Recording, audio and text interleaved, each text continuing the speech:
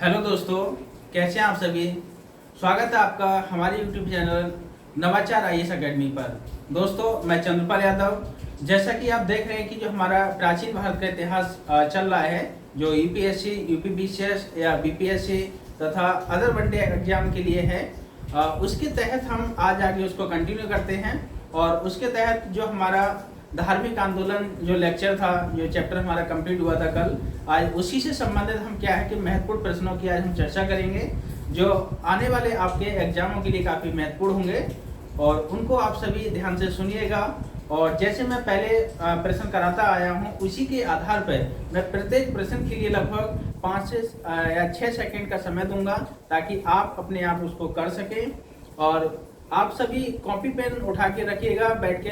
उसके बाद में जो जो आपका क्वेश्चन सही होता है उस पर आप टिक लगाइएगा, और जो क्वेश्चन आपका गलत होता है वहां आप उसको क्रॉस कर दीजिएगा। और सभी लोग जो क्वेश्चन नहीं आता है उसको आप जरूर लिखिएगा, ताकि आने वाले समय में जो आपके एग्जाम में प्रश्न हो उसकी गलती ना हो। तो कम से कम समय में हम ज़्यादा से ज़्यादा क्वेश्चन करने की कोशिश करेंगे और आपको समझाने की कोशिश करेंगे कि इस चैप्टर से संबंधित और कैसे प्रश्न बन सकते हैं। तो दोस्तों, नोटबुक उठा लीजिएगा और उसके आधार पे आप क्वेश्चन को सॉल्व करने की कोशिश करिएगा। तो चलिए लेके चलते हैं आपको पहले क्वेश्चन की ओर और देखते हैं क्या है। तो देखिएगा, क्वेश्चन नंबर 1, बुद्ध के जीवन की किस घटना को महावीर निष्क्रमण के रूप में जाना जाता है।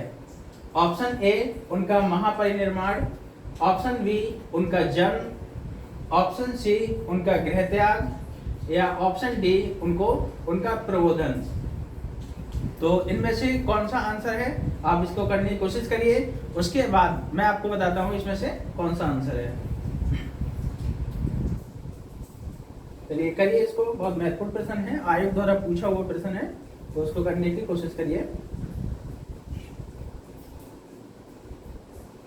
देखिए, इसका जो आंसर है वो है ऑप्शन सी, उनका गृह त्याग। गृह त्याग की जो घटना होती है उसको ही महावीर निष्क्रमण के नाम से जाना जाता है, क्योंकि गौतम बुद्ध ने 29 वर्ष की आयु में गृह त्याग कर दिया था और लगभग 6 वर्ष के बाद उनको ज्ञान की प्राप्ति हुई थी।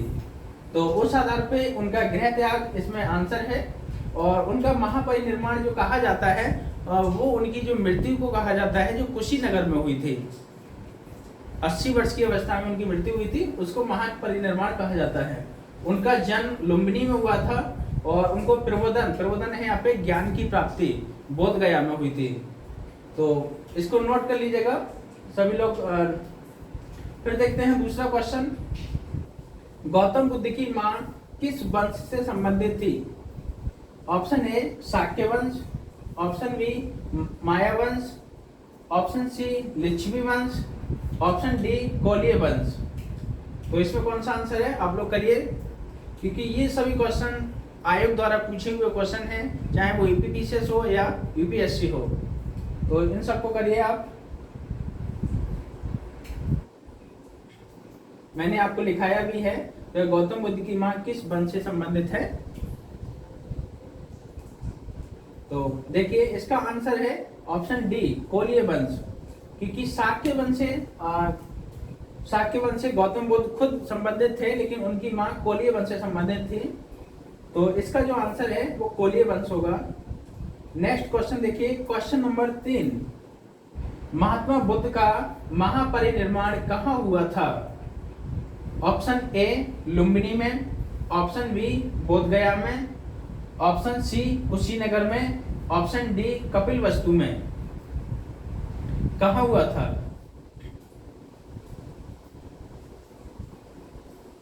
तो इसका जो आंसर है वो है ऑप्शन सी, कुशीनगर में। महापरिनिर्वाण उस घटना को कहा जाता है जिस समय अंतिम दिनों में या अंतिम वर्ष में 80 वर्ष की अवस्था में महात्मा बुद्ध को मृत्यु को प्राप्त हुए थे, या मृत्यु उनकी हुई थी। उस घटना को महापरिनिर्वाण कहा जाता है। तो वो हुई थी कुशीनगर में। ये मल्लों की राजधानी कुशीनगर थी, वहां पर हुई थी। कहा जाता है कि गौतम बुद्ध के लिए किसी ने दान दक्षिणा में शुकर मांसकंद यानी कि सुअर का मांस दे दिया था, और उसी से उनको अतिसार हो गया, जिसकी वजह से उनको लास्ट में जाकर उनकी मृत्यु हो गई थी। और मृत्यु के समय ही उस समय कुछ समय पहले उन्होंने क्या किया था कि एक उनका जो शिष्य था, सबसे अंतिम शिष्य माना जाता है, उसी को उपदेश दिए थे जिसका नाम सुबद्ध था। तो इसका जो आंसर है वो कुशीनगर है। लुम्बिनी में महात्मा बुद्ध का जन्म हुआ है। बोध गया में ज्ञान की प्राप्ति हुई है। और कपिल वस्तु के उनके वो थे, पिताजी कपिल वस्तु से संबंधित थे, साकेगढ़ से। तो इसका जो आंसर है वो कुशीनगर है। देखिए ईमानदारी से आप क्वेश्चन को करिएगा, जो क्वेश्चन आपका गलत रहता है उसको आप क्रॉस कर दीजिए और उस पर बार बार मंथन करिए, ताकि आने वाले समय आपका क्वेश्चन गलत ना रहे। नेक्स्ट देखते हैं अगला क्वेश्चन, प्रश्न नंबर 4। इसमें देखते हैं, गौतम बुद्ध द्वारा अपने धर्म में दीक्षित किया जाने वाला अंतिम व्यक्ति कौन था? दीक्षित किए जाने वाला अंतिम व्यक्ति कौन था? Option A Anand, option B Sariputra प्रकरण, option C Moggallana, option D Subhadda. तो इसमें कौन सा व्यक्ति था? आप करिए इसको, मैंने लिखाया है। तो इसका जो आंसर है वो ऑप्शन डी है, सुबद्ध।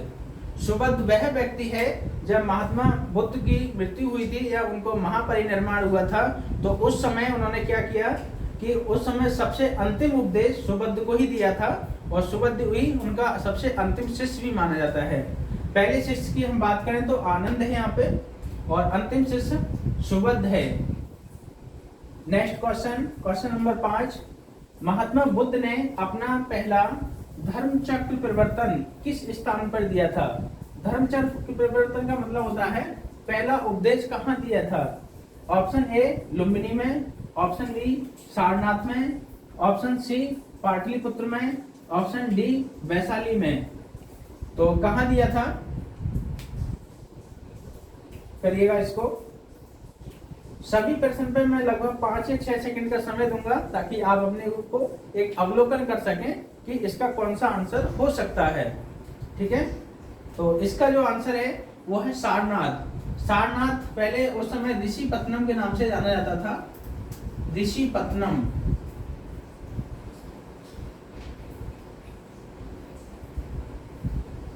ऋषिपत्तनम, सारनाथ को ही ऋषिपत्तनम कहा जाता है। वहां इन्होंने सबसे पहले उपदेश दिया था।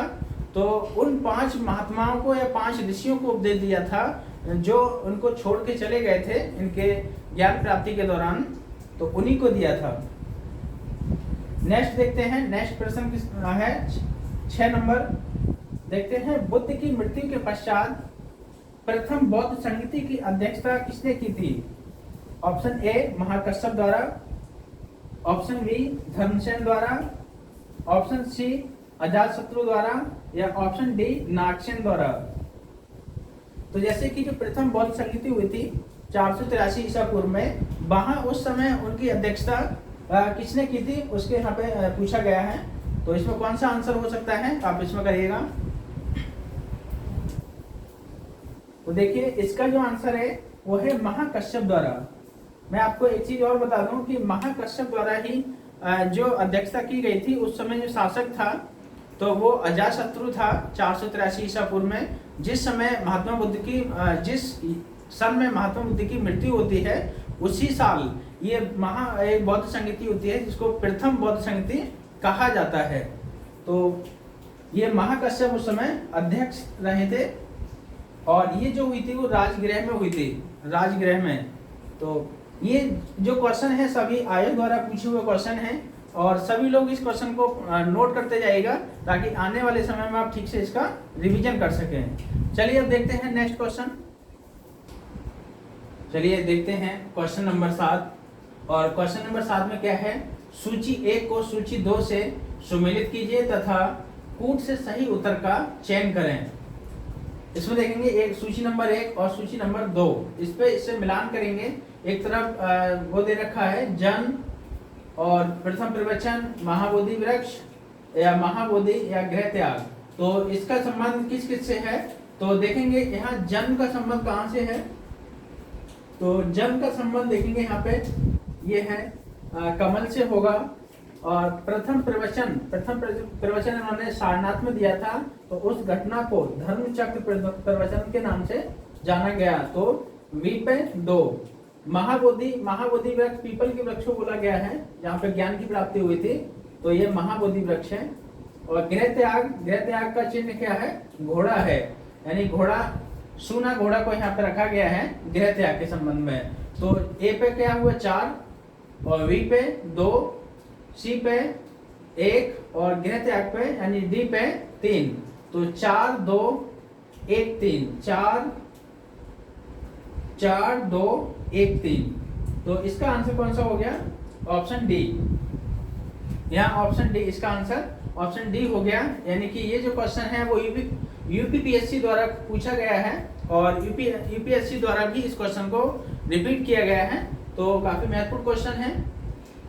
हाँ, देखते हैं नेक्स्ट क्वेश्चन, प्रश्न नंबर 8। ये कहते हैं निम्न में से किस बौद्ध साहित्य में महात्मा बुद्ध के नैतिक एवं सिद्धांत संबंधित हैं या संकलित हैं? तो option A Vinaya Pitaka, option B Jataka कथाएं, ऑप्शन सी अभिधम पिटक या ऑप्शन डी सुत्त पिटक। तो इसमें से कौन सा है आप लोग करिए और देखिएगा इसको। तो इसका जो आंसर है वो है सुत्त पिटक। सुत्त पिटक देखेंगे कि सुत्त पिटक में क्या है, महात्मा बुद्ध जो बौद्ध संघ होते हैं और उस संघ में जो भिक्षु और भिक्षुणी रहते हैं उनके नैतिक नियम और सिद्धांत से संबंधित में प्रवचन दिए गए हैं, तो सुत्त पिटक में है। विनय पिटक में क्या है, बुद्ध के उपदेशों का संकलन किया गया है विनय पिटक में। और जातक कथाएं बुद्ध के पुनर्जन्म की चर्चा करती हैं कि बुद्ध पुनर्जन्म में क्या क्या हुए थे। और यहाँ देखेंगे अभिधम पिटक, तो अभिधम पिटक वो साहित्य है जहां पर बौद्ध दर्शन की चर्चा की गई है, बौद्ध दर्शन की चर्चा की गई है। नेक्स्ट देखिए क्वेश्चन नंबर 9। निम्नलिखित में से किसे एशिया का ज्योतिपुंज, जैसे लाइट ऑफ एशिया, एशिया का ज्योतिपुंज के नाम से जाना जाता है? Option A Isa Masih, option B भगवान बुद्ध, ऑप्शन सी पैगंबर मोहम्मद या ऑप्शन डी जरथुस्त्र। तो इसमें से कौन सा है आप लोग करिए।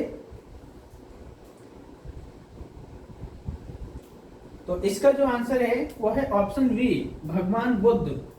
तो यहाँ देख सकते हैं ईसा मसीह ईसाई धर्म से संबंधित है, पैगंबर मोहम्मद साहब ये इस्लाम धर्म से संबंधित हैं और जरथुस्त्र ये एक प्रकार से यहूदी धर्म से संबंधित हैं। तो इसका जो आंसर है वो है भगवान बुद्ध, जो बौद्ध धर्म से संबंधित हैं, बौद्ध धर्म के प्रवर्तक कहा जाता है इनको। नेक्स्ट क्वेश्चन है क्वेश्चन नंबर 10। गौतम बुद्ध को एक देवता का स्थान किस राजा के काल में प्राप्त हुआ था? यानी इसका मतलब है, पहले देख लीजिए ऑप्शन देख लीजिए। Option A Ashoka, option B Kanishka, option C Chandragupta Vikramaditya या चंद्रगुप्त द्वितीय, ऑप्शन डी हर्ष। इसका मतलब है कि जो महात्मा बुद्ध हैं उनकी पूजा मूर्ति के रूप में किस काल में होने लगी थी, तो उसकी यहाँ पे चर्चा की गई है। तो इसमें कौन सा आंसर हो सकता है आप लोग सर्च करिए और बताइए इसमें कौन सा आंसर है। जो आंसर आपका गलत हो रहा है उसको जरूर नोट करिएगा ताकि आगे आने वाले समय में आपका आंसर गलत नहीं हो। इसीलिए बार बार क्वेश्चन को रिपीट कर रहा हूं और बार बार आप करने का मौका भी दे रहा हूं ताकि आपको अपना अवलोकन स्वयं कर सकें और देख सकें कि कितने क्वेश्चन इसमें से सही हुए हैं। तो इसमें देखिए, तो इसका जो आंसर है वो है ऑप्शन बी कनिष्क। देखिए कनिष्क के समय में ही चतुर्थ बौद्ध संगति का आयोजन हुआ था जिसकी अध्यक्षता वसुमित्र और उपाध्यक्ष अश्वघोष थे। उसी समय जो बौद्ध धर्म था, बौद्ध धर्म को दो भागों में बांटा गया था। ये पूर्ण रूप से स्पष्ट रूप से बट गया था, हीनयान और महायान। तो महायान शाखा ने बौद्ध धर्म के जो बौद्ध गौतम बुद्ध से संबंधित और अन्य जो प्रवर्तक थे उनके या अन्य प्रकार से अनुयायी थे उनकी मूर्तियों को पूजा जाने लगा था। तो एक प्रकार से गौतम बुद्ध की मूर्तियों को महायान शाखा पूजती थी और एक तो वो जो काल है वो कनिष्क का काल है 102 ईस्वी में। तो इस समय क्या है, कनिष्क द्वारा कनिष्क के काल में ही महात्मा बुद्ध की मूर्तियों को पूजा जाना लगा था। एक प्रकार से गौतम बुद्ध को भगवान की उपाधि दी गई थी, देवता की उपाधि मिल गई थी। तो ये इस प्रकार से क्वेश्चन जो आए हुए हैं सब आयोग द्वारा आए हुए हैं और ये क्वेश्चन बार बार रिपीट होते हैं, इसलिए आपके क्वेश्चन गलत नहीं होना चाहिए, इसलिए आप बार बार इनको अच्छे से करने की कोशिश करिए। चलिए नेक्स्ट क्वेश्चन देखते हैं। चलिए देखते हैं क्वेश्चन नंबर 11 को और समझते हैं। भारतीय इतिहास के संदर्भ में निम्नलिखित में से कौन भावी बुद्ध हैं जो संसार की रक्षा हेतु अवतरित होंगे? तो option A Avalokiteshvara, option B Lokeshvara, option C Maitreya, option D Padmapani. तो ये जो क्वेश्चन है यो यूपीएससी द्वारा 2018 में पूछा हुआ क्वेश्चन है और यूपीपीसी द्वारा भी ये क्वेश्चन बार बार रिपीट हुआ है। तो ये काफी महत्वपूर्ण प्रश्न है आपके लिए। तो इसमें से करिए, इसमें कौन सा आंसर हो सकता है? ये इसका जो आंसर है वो है ऑप्शन सी, मैत्रेय को ही भावी बुद्ध के नाम से जाना जाता है और ये महायान शाखा से संबंधित है। जो महायान शाखा है और उससे संबंधित है मैत्रेय, इन्हीं को ही भावी बुद्ध के नाम से जाना जाता है। तो ये जो क्वेश्चन है काफी महत्वपूर्ण है, सब लोग क्वेश्चन को रिपीट लिखिएगा जरूर और हो सकता है तो नोट्स इसके बना लीजिएगा कि आने वाले एग्जाम में कोई प्रॉब्लम नहीं आए और अच्छे से आप रिवीजन को जल्दी से जल्दी कर सकें। नेक्स्ट देखिए, नालंदा विश्वविद्यालय के संस्थापक कौन थे? ये क्वेश्चन है वो गुप्त काल से संबंधित माना जाता है, लेकिन ये जो क्वेश्चन है वो एक प्रकार से नालंदा विश्वविद्यालय बौद्ध धर्म से संबंधित है, इसलिए एक दूसरे से लिंक है क्वेश्चन। ये धार्मिक आंदोलन से लिंक है, जुड़ा हुआ है, लेकिन ये जो क्वेश्चन है मुख्य रूप से वो गुप्त काल से संबंधित है और यूपीपीसी द्वारा इसको पूछा गया है। तो देखिए, नालंदा विश्वविद्यालय के संस्थापक कौन थे? ऑप्शन ए चंद्रगुप्त द्वितीय, option B Kumaragupta, option C Dharmapala या ऑप्शन डी पुष्यगुप्त। तो इसमें से कौन सा है, इसका आंसर करिए। इसका जो आंसर है वो है ऑप्शन बी कुमारगुप्त। कुमारगुप्त ने ही नालंदा विश्वविद्यालय की स्थापना की थी, जो बौद्ध धर्म के महायान शाखा से संबंधित है। और उस समय बताया जाता है कि नालंदा विश्वविद्यालय में लगभग 10,000 छात्र छात्राएं इसमें शिक्षा ग्रहण करते थे। चंद्रगुप्त द्वितीय या इन्हीं का नाम चंद्रगुप्त विक्रमादित्य भी है, जो गुप्त काल से संबंधित हैं। कुमारगुप्त भी गुप्त काल से हैं और धर्मपाल, ये धर्मपाल पाल वंश से संबंधित हैं, जिन्होंने विक्रमशिला विश्वविद्यालय की स्थापना की थी, धर्मपाल। पुष्यगुप्त की हम बात करें तो पुष्यगुप्त ने जो एक नालंदा विश्वविद्यालय में काफी योगदान किया है और ये कुमारगुप्त के ही एक प्रकार से वो थे, राजकुमार थे, एक प्रकार से क्या थे, गवर्नर थे।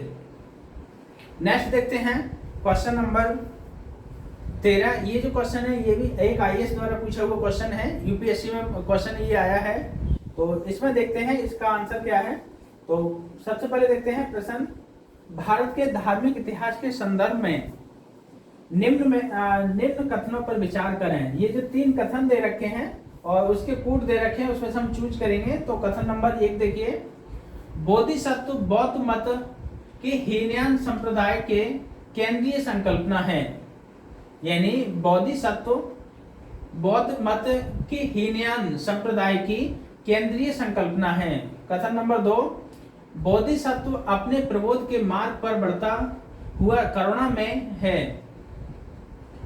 कथन नंबर 3, बोधिसत्व समस्त सचेतन प्राणियों को उनके प्रबोध के मार्ग पर चलने में सहायता करने के लिए स्वयं की निर्माण प्राप्ति विलंबित करता है।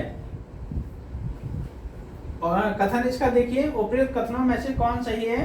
केवल 1 सही है, केवल 2 और 3 सही है, केवल 2 सही है, या उपयुक्त में से सभी 1, 2, 3 सही हैं। तो 5 सेकंड 10 सेकंड का समय लीजिए, इसको करने की कोशिश करिए। ये जो क्वेश्चन आपसे दिया गया है वो महायान संप्रदाय से संबंधित है, महायान शाखा से है, तो इसीलिए इसका जो आंसर होगा वो देखिए, इसमें हम कोशिश करेंगे इसको करने की, सॉल्व करने की। तो बोधिसत्व है, ये बौद्ध मत के हीनयान से नहीं है, ये महायान शाखा से है, ये महायान संप्रदाय से संबंधित है। तो इसका जो ये गलत हो जाएगा। जब एक गलत हो गया तो यहाँ देखेंगे तो ये भी गलत हो गया और ये भी गलत हो गया, यानी ए ऑप्शन भी गलत हो गया और डी भी गलत हो रहा है। अब बचा बी और सी, तो बी और सी बचा। जब बी और सी बचा तो देखेंगे बी 2 इसमें भी है, 2 इसमें भी है। अब हम चेक करेंगे सिर्फ 3 को, सिर्फ 3 को ही चेक करेंगे। तो यहाँ पे देखें 2 को भी चेक कर लेते हैं। बोधिसत्व अपने प्रबोध के मार्ग पर बढ़ता हुआ एक करुणा में है, ये सही बात है। नेक्स्ट देखेंगे, यानी ये सही है 2 नंबर, तो 2 सही है। यहाँ देखेंगे बोधिसत्व समस्त सचेतन प्राणियों को उनके प्रबोध के मार्ग पर चलने में सहायता करने के लिए स्वयं की निर्माण की प्राप्ति विलंबित करता है। ये कहते हैं कि जब बोधिसत्व अपने मार्ग पर तो चलता ही है, लेकिन जब वो दूसरों के लिए प्रबोधन के मार्ग पर ले जाता है तो अपने के लिए एक विलंब या देरी करता है। तो ये बात सही है, तो इसका मतलब ये भी ठीक है। तो इसका आंसर कौन सा हो गया? ऑप्शन वी, केवल 2 और 3 सही है। इस प्रकार से देखेंगे ये आईएएस द्वारा या यूपीएससी द्वारा पूछा हुआ क्वेश्चन है। यूपीएससी में प्रश्न ये पूछा गया है, तो इतने बड़े क्वेश्चन देख के आप डरिए मत। ये क्वेश्चन जब सॉल्व करेंगे अच्छे से तो आप आसानी से इसको कर लेंगे। बाकी ये देखिए, ये भी एक आईएएस में क्वेश्चन पूछा गया है 2018 में, यूपीएससी द्वारा प्रश्न पूछा गया है कि भावी बुद्ध कौन थे, तो मैत्रेय को माना जाता है। तो चलिए देखते हैं नेक्स्ट क्वेश्चन, देखते हैं यहाँ पे क्वेश्चन नंबर 14 देखते हैं। बौद्ध धर्म के विस्तार के कारणों में सम्मिलित थे। देखिए उन कारणों की यहाँ पे चर्चा की गई है कि जिसकी वजह से बौद्ध धर्म का विकास हुआ और बौद्ध धर्म अपने आप में एक प्रकार से एक अंतरराष्ट्रीय धर्म बन गया था। तो अब कथन नंबर 1 धर्म की सादगी, कथन नंबर 2 दलितों के लिए विशेष अपील, कथन नंबर 3 धर्म की मिशनरी भावना, कथन नंबर 4 स्थानीय भाषा का प्रयोग, कथन नंबर 5 दार्शनिकों द्वारा वैदिक भावना की सुदृढ़ता। तो कूट से सही उत्तर का चयन करें। ऑप्शन ए 1, 2 और 3 सही है। ऑप्शन बी 2, 3 और 4 सही है। ऑप्शन सी 1, 2, 3 और 4 सही है। ऑप्शन डी 2, 3, 4 और 5 सही है। इसमें से देखेंगे और इसको कोशिश करेंगे करने की कि क्या कारण थे कि बौद्ध धर्म का आपने काफी विस्तार हुआ था, उससे हम संबंधित यहाँ पे प्रश्न दे रखा है। तो इसको करिए और कोशिश करिए इसको करने की, बाद में हम इसको बताते हैं इसका आंसर क्या हो सकता है। तो देखिएगा, देखिए इसको हम सॉल्व करते हैं। तो सॉल्व कर देखेंगे कि धर्म की सादगी, हाँ धर्म की सादगी थी, ये कथन 1 सही है, धर्म की सादगी थी। दलितों के लिए विशेष अपील थी, दलितों के लिए विशेष अपील थी, ये भी बात सही है। धर्म की मिशनरी भावना थी, यानी प्रचार प्रसार करना, इसकी धर्म की एक मिशनरी भावना थी। स्थानीय भाषा का प्रयोग किया है, यानी कि स्थानीय भाषा, इन्होंने पाली भाषा का प्रयोग किया है, उसी में उपदेश दिए हैं और पाली भाषा में ही इनके जो बौद्ध साहित्य है वो लिखा गया है। तो ये भी बात सही है। तो लेकिन दार्शनिकों द्वारा वैदिक भावना की सुदृढ़ता नहीं थी, ये गलत है। वैदिक जो दार्शनिक थे उसकी वैदिक भावना की सुदृढ़ता की बात यहाँ पे नहीं की गई है। तो यहाँ ये ऑप्शन गलत हो जाएगा, ये कथन। तो जो 5 गलत हो जाएगा, तो 5 किसमें है? इसमें है 5, और बाकी 1, 2, 3, 4, यानी option number C, option C सही है इसमें, यानी इसका जो आंसर है वो सी सही है। यानी धर्म की सादगी भी सही है, दलितों के लिए विशेष अपील, धर्म की मिशनरी भावना, स्थानीय भाषा का प्रयोग, लेकिन दार्शनिकों द्वारा वैदिक भावना की सुदृढ़ता की कोई बात नहीं की जाती है। नेक्स्ट देखेंगे, ये जो क्वेश्चन है वो जैन धर्म से संबंधित है। भारत के इतिहास में, भारत के धार्मिक इतिहास के संदर्भ में निम्न कथनों पर विचार कीजिए। सौत्रांतिक और सम्मतीय जैन मत के संप्रदाय थे। कथन नंबर 2, सर्वास्तिवादियों की मान्यता थी कि दृग् विषय फिनोमिना के अवयव पूर्णतः क्षणिक नहीं हैं, अपितु अव्यक्त रूप से सदैव विद्यमान हैं। यानी वो कहते हैं कि सर्वास्तिवादी कहते हैं, उनकी मान्यता थी कि जो द्रव्य विषय होते हैं या फिनोमिना होता है वो एक रूप से क्षणिक नहीं है, कम समय के लिए नहीं है, बल्कि वो सदैव विद्यमान रहते हैं। यानी एक प्रकार से जैन मत का एक मत है, जैन उनकी विचारधारा है कि समस्त कणों में, यानी पृथ्वी के जो समस्त कणों में एक आत्मा होती है और प्रत्येक जीव में एक आत्मा होती है और कभी किसी जीव की हत्या नहीं करनी चाहिए, तो वो इससे संबंधित है। तो यहाँ देखेंगे ये जो ऑप्शन है वो गलत है, ऑप्शन 1 गलत है इसमें कथन, और कथन नंबर 2 इसमें सही है। तो यहाँ देखेंगे इसका आंसर कौन सा हो सकता है। इसका जो आंसर है केवल 2 सही है, केवल 2 सही है, यानी सौत्रांतिक और सम्मति जैन मत के संप्रदाय हैं, ये गलत है, बाकी ये वाला कथन नंबर 2 सही है। तो इसका आंसर ये यूपीएससी में पूछा हुआ क्वेश्चन है। देखिए क्वेश्चन हमने वही यहाँ पे पुट अप किए हैं, आपके सामने रखे हैं, जिन क्वेश्चनों को बार बार रिपीट किया गया है और जो यूपीएससी और यूपीपीएससी द्वारा पूछे गए हैं। तो इसीलिए इन क्वेश्चनों में काफी प्रकार से देख सकते हैं कि महत्वपूर्ण प्रश्न है और आपके आने वाले एग्जाम के लिए जिस प्रकार से एग्जाम का एक दौर चल रहा है या एग्जाम का एक डायरेक्शन चल रही है, उसी लिए इस प्रकार के प्रश्न आपके लिए काफी महत्वपूर्ण हैं। तो चलिए देखते हैं नेक्स्ट क्वेश्चन और समझते हैं नेक्स्ट क्वेश्चन के बारे में। चलिए अब आगे देखते हैं next.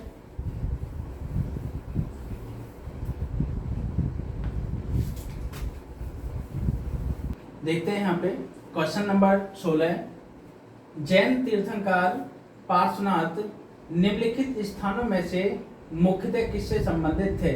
Option A Varanasi, option B Kaushambi, option C Girivraj, option D Champa. तो ये जो क्वेश्चन आया है वो जैन धर्म से संबंधित है और जो जैन धर्म के जो 23वें तीर्थंकर हैं पार्श्वनाथ, जिनका प्रतीक चिन्ह है वो सर्प है, उनसे संबंधित है। तो इसको सॉल्व करिए, मैंने कराया है ये क्वेश्चन, इसके बारे में लिखाया है, इसको सॉल्व करने की कोशिश करिए। तो इसका जो आंसर है वो है वाराणसी, ऑप्शन ए। देखिए जो पार्श्वनाथ थे वो जैन धर्म के 23वें तीर्थंकर हुए हैं और इनका जन्म वाराणसी में हुआ है। इनके पिता का नाम राजा अग्रसेन था, अश्वसेन, राजा अश्वसेन थे।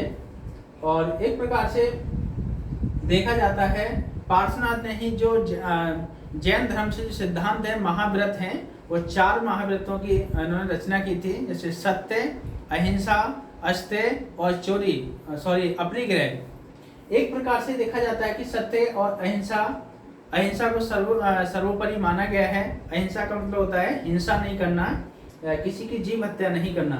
तो इनका जो आंसर है ऑप्शन ए वाराणसी।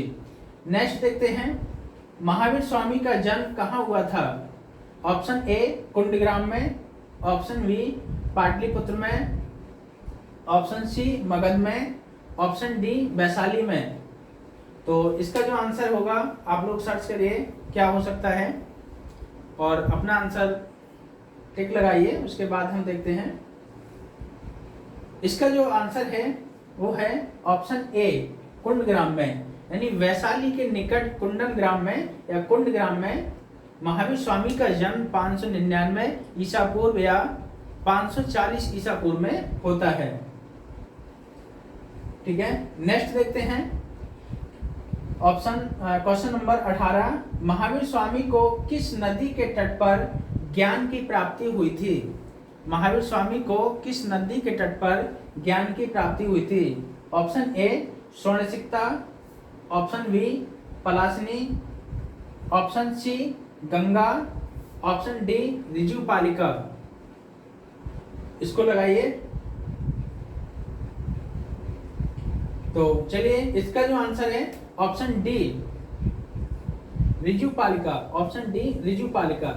महावीर स्वामी को बताया जाता है कि 12 वर्ष भ्रमण करने के बाद 12 वर्ष इन्होंने तपस्या की थी भ्रमण करते हुए, और उसके आधार पर लास्ट में जाके साल वृक्ष के नीचे एक गांव है जिरम्बिक गांव, और जिरम्बिक गांव में साल वृक्ष के नीचे ऋजुपालिका के तट पर, ऋजुपालिका एक नदी है उसके तट पर इनको ज्ञान की प्राप्ति हुई थी। ये इस समय जो है ऋजुपालिका नदी बिहार में बहती है और उसी नदी के तट पर इनको ज्ञान की प्राप्ति हुई थी। तो इसका जो आंसर है ऑप्शन डी। नेक्स्ट देखते हैं, नेक्स्ट क्वेश्चन देखते हैं। स्यादवाद सिद्धांत है ऑप्शन ए लोकायत धर्म का, ऑप्शन डी शैव धर्म का, ऑप्शन सी जैन धर्म का, या ऑप्शन डी वैष्णव धर्म का। तो इसका आंसर क्या हो सकता है, आप लोग लगाइए। तो इसका जो आंसर है ऑप्शन सी जैन धर्म का।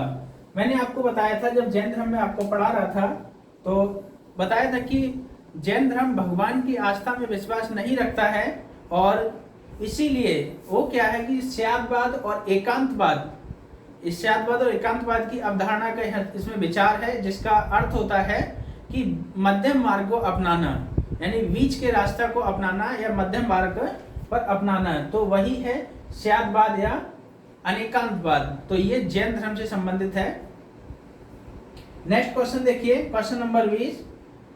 किस जैन सभा में अंतिम रूप से श्वेतांबर आगम का संपादन हुआ था? ऑप्शन ए वैशाली में, ऑप्शन बी वल्लभी में, ऑप्शन सी पावा में, ऑप्शन डी पाटलिपुत्र में। तो कह सकते हैं कि जैन धर्म से संबंधित दो जैन संगतियां हुई हैं। तो कहाँ हुई हैं, और उसमें उस संगति में श्वेतांबर और दिगंबर जो जैन धर्म दो भागों में बढ़ता है उसके बारे में चर्चा की गई। तो इसका आंसर आप लगाइए और देखिएगा आपका कौन सा आंसर ठीक होता है। तो इसका जो आंसर है ऑप्शन डी पाटलिपुत्र में, जो पहली बौद्ध संगति हुई थी पाटलिपुत्र में, और जो इसकी अध्यक्षता स्थूलभद्र ने की थी। इस समय चंद्रगुप्त मौर्य शासक था, और उसी समय क्या है श्वेतांबर और दिगंबर दो संप्रदाय में जैन धर्म का विभाजन हो गया था। तो श्वेतांबर दिगंबर मैंने आपको बताया था, जैसे कि श्वेतांबर और दिगंबर, श्वेतांबर श्वेत वस्त्र धारण करने वाले को बोला गया है, और दिगंबर क्या है कि जो नग्नता रहते थे, नग्न रहते थे, उनको बोला गया है। ठीक है, नेक्स्ट देखते हैं क्वेश्चन नंबर 21। भारत की धार्मिक प्रथाओं के संदर्भ में स्थानकवासी संप्रदाय का संबंध किससे है? तो स्थानकवादी संप्रदाय का संबंध किससे है? तो इसमें देखिएगा आंसर ऑप्शन ए बौद्ध मत से, ऑप्शन बी जैन मत से, ऑप्शन सी वैष्णव मत से, ऑप्शन डी शैव मत से। तो इसका जो आंसर होगा ऑप्शन वी जैन मत से। तो यहाँ आपने देखे क्वेश्चन, और ये सभी क्वेश्चन हैं वो किसी न किसी आयोग में पूछे हुए हैं। तो इस प्रकार से देखते हैं हम नेक्स्ट क्वेश्चन और समझते हैं। चलिए अब देखते हैं यहाँ पे क्वेश्चन नंबर 22। जैन दर्शन के अनुसार सृष्टि की रचना एवं पालन पोषण है। ऑप्शन ए सार्वभौमिक विधान से हुआ है, ऑप्शन बी सार्वभौमिक सत्य से हुआ है, ऑप्शन सी सार्वभौमिक आस्था से हुआ है, या ऑप्शन डी सार्वभौमिक आत्मा से हुआ है। तो इसको आंसर करिए और आपके अनुसार कौन सा इसका आंसर हो सकता है उसको देखिए। तो चलिए इसके आंसर बताते हैं। तो इसका जो आंसर है वो सार्वभौमिक विधान से हुआ है, ऑप्शन ए सार्वभौमिक विधान से हुआ है। यानी कि जैन धर्म एक प्रकार से क्या है कि जैन धर्म ईश्वर की आस्था को नकारता है और कहता है कि ये जो है सृष्टि की पूरी रचना है एक विधान के माध्यम से हुई है, और इसको पालन करने के लिए या कोई एक शक्ति नहीं है, एक विधान का रूप में धारण किया गया है। तो सार्वभौमिक विधान से हुआ है सृष्टि की रचना, तो इसको माना है, और इसी के आधार पर स्यादवाद और एकांतवाद का इन्होंने सिद्धांत दिया है और बीच के रास्ता को इन्होंने अपनाया है। तो नेक्स्ट देखते हैं क्वेश्चन नंबर 23, श्रवण बेलगोला में गौमतेश्वर की विशाल प्रतिमा किसने स्थापित करवाई थी? तो किसने स्थापित करवाई थी इसकी हम चर्चा करते हैं। ऑप्शन ए चामुंडराय ने, ऑप्शन बी कृष्ण प्रथम ने, ऑप्शन सी कुमारपाल ने, ऑप्शन डी तेजपाल ने। तो इसका आंसर क्या है आप लोग लगाइए, मैंने इसको कराया भी है।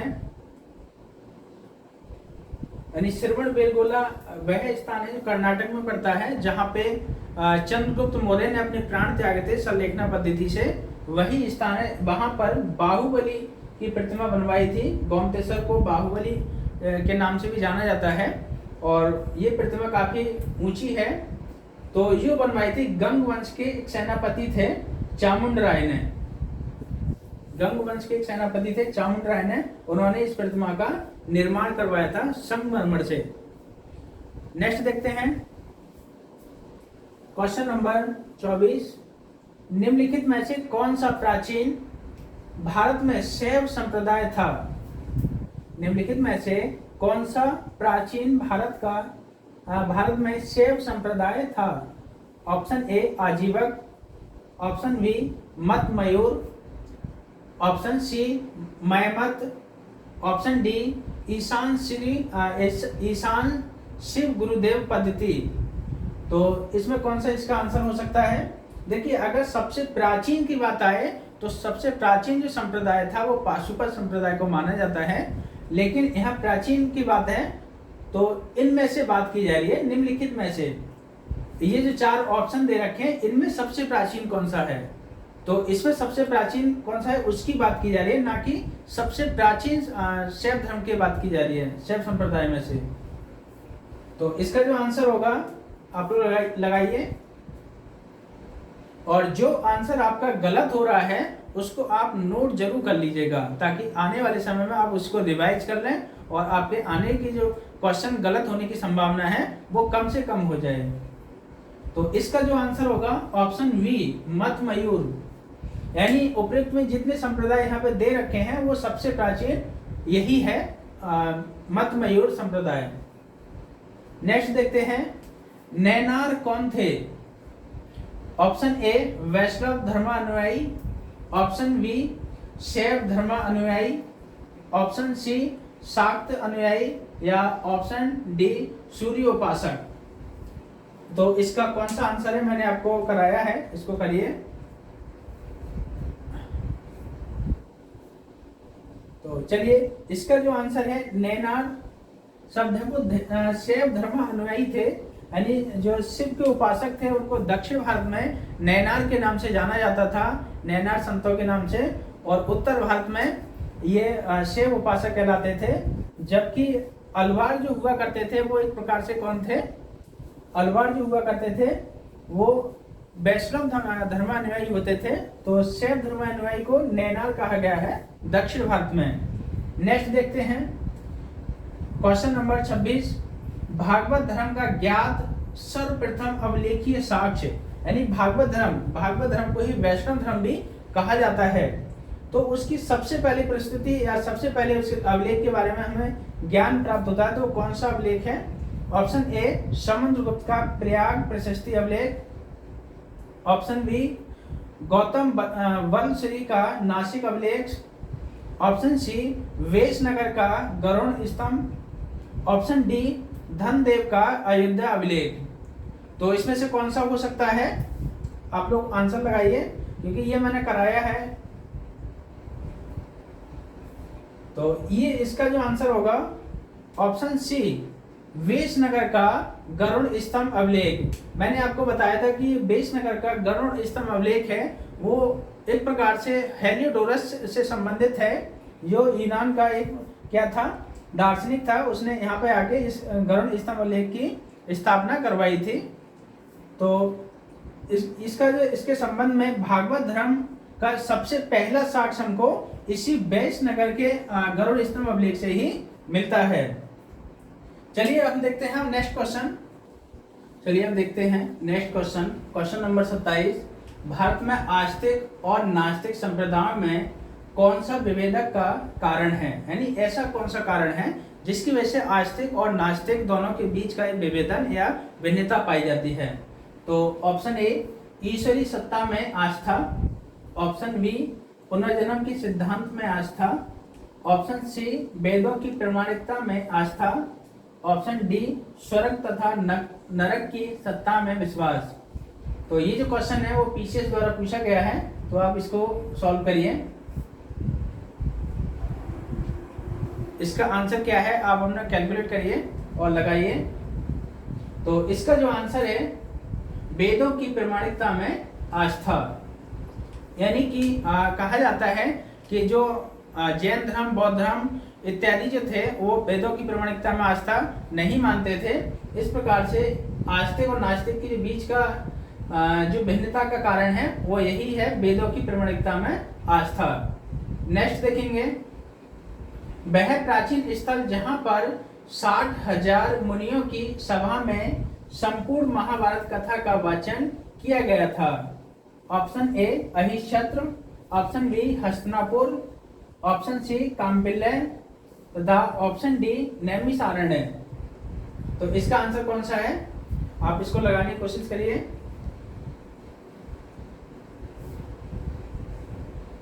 इसका जो आंसर है ऑप्शन डी नैमिषारण्य। नैमिषारण्य अगर एक रूप से देखा जाए तो ये जो है वो उत्तर प्रदेश के सीतापुर डिस्ट्रिक्ट में स्थित है और यहीं पर 60,000 मुनियों की सभा हुई थी जिसमें संपूर्ण महाभारत का वाचन किया गया था। अब नेक्स्ट क्वेश्चन देखते हैं। पुरी में, देखिए पुरी उड़ीसा में है और पुरी में रथ यात्रा किसके सम्मान में निकाली जाती है। ऑप्शन ए भगवान राम के, ऑप्शन बी भगवान विष्णु के, ऑप्शन डी भगवान जगन्नाथ के, ऑप्शन डी भगवान शिव के। तो इसमें आंसर कौन सा हो सकता है आप इसको करने की कोशिश करिए। तो इसका जो आंसर है ऑप्शन सी भगवान जगन्नाथ के सम्मान में जो रथ यात्रा निकाली जाती है उड़ीसा में, वो भगवान जगन्नाथ के सम्मान में निकाली जाती है। नेक्स्ट देखिए क्वेश्चन नंबर 30, रामायण के किस कांड में राम और हनुमान की पहली भेंट का वर्णन है। Option A Kishkindha Kand, option B Sundarkand, option C Balkand और ऑप्शन डी कोई नहीं। तो इसमें से कौन सा ऐसा कांड है जहां पे भगवान राम की और हनुमान की पहली भेंट होती है। इसको करने की कोशिश करिए। रामायण लगभग सभी ने देखी होगी और सभी को पता होगा कि भगवान राम की पहली मुलाकात हनुमान जी से कब होती है। तो वो जिस समय सुग्रीव से मिलने किष्किंधा जाते हैं, किष्किंधा नरेश बाली के शासन काल में सुग्रीव से मिलने जाते हैं, तो उस समय उसी कांड के दौरान किष्किंधा कांड में ही भगवान राम की मुलाकात हनुमान जी से होती है। तो दोस्तों आज के लिए हमारे जो क्वेश्चन थे एक प्रकार से देखा गया तो जो प्रश्न थे काफी महत्वपूर्ण प्रश्न थे और आप कैलकुलेट करिए और आपके अनुसार कितने प्रश्न ठीक हुए हैं आप उसको अपने आप से पुष्टि करिए और कितने क्वेश्चन गलत हुए हैं और क्यों हुए हैं उसके कारण को जानने की कोशिश करिए। जो प्रश्न आपके गलत हो गए हैं उनको आप लिख लीजिएगा और बार बार रिवाइज करिएगा ताकि आने वाले एग्जाम के लिए काफी महत्वपूर्ण रहे। तो आज हमारा ये धार्मिक आंदोलन से संबंधित चैप्टर था वो फिनिश हो गया है एक प्रकार से। और हम नेक्स्ट हमारी जो क्लास होगी वो जो क्लास होगी महाजनपद काल के उदय से होगी। जो 16 महाजनपदों का हम वर्णन करेंगे उसमें कौन सा महाजनपद कहाँ है और किस क्षेत्र में पड़ता है आधुनिक समय में और किस महाजनपद की क्या विशेषता है उन सब की हम चर्चा करेंगे नेक्स्ट लेक्चर में। तो दोस्तों आप हमसे जुड़े रहिए, बने रहिए और आप अपनी तैयारी को जारी रखिए। अगर हमारा लेक्चर आप सभी को अच्छा लगे तो ज़्यादा से ज़्यादा शेयर करिए और सब्सक्राइब करिए और कमेंट करना ना भूलिएगा। अगर कोई पॉइंट आपको लगता है कि यहाँ संशोधन की आवश्यकता है तो वो हमारे आप कमेंट बॉक्स में जाकर लिख सकते हैं और बता सकते हैं ताकि हम आने वाले लेक्चरों में उसकी कमी को दूर कर सकें। तो आज के लिए इतना ही काफ़ी है। धन्यवाद।